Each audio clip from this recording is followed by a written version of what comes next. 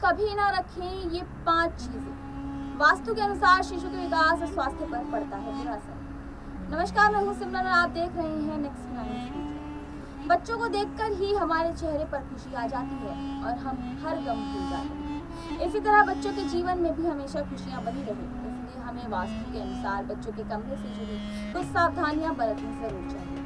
आज हम आपको बताएंगे कि छोटे बच्चों के कमरे में आप क्या चीजें रख सकते हैं और क्या नहीं। देखिए, वास्तु के अनुसार अगर बच्चे के कमरे में ये चीजें हुई तो उनके स्वास्थ्य और विकास पर बुरा असर पड़ सकता है।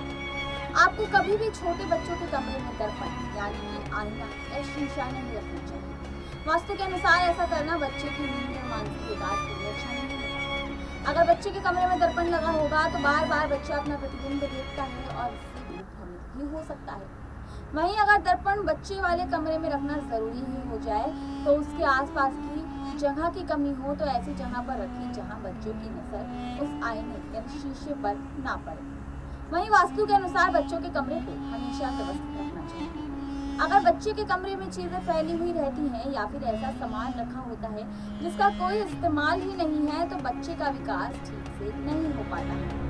वास्तु के अनुसार अव्यवस्थित कमरा बच्चे के भविष्य के लिए अच्छा नहीं माना जाता है। इसके साथ बच्चे के कमरे में खिलौने बहुत अच्छे लगते हैं, लेकिन टूटे हुए खिलौने बच्चे के कमरे में नहीं होने चाहिए। जी हाँ, टूटे हुए खिलौने बच्चे के अंदर नकारात्मकता भर सकते हैं।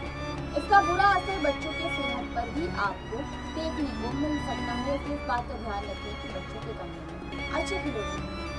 वहीं बच्चे के कमरे में कभी भी ऐसी तस्वीरें नहीं लगानी चाहिए जिसमें ज्यादा डार्कनेस है, जिनके किसी तरह का नकारात्मक विचार मन में आता है। ऐसी तस्वीरें अगर बच्चे के कमरे में होती हैं तो बच्चे का मन शांत हो जाता है और साथ ही उसके विचारों पर इसका गलत असर भी आपको देखने को मिल सकता है।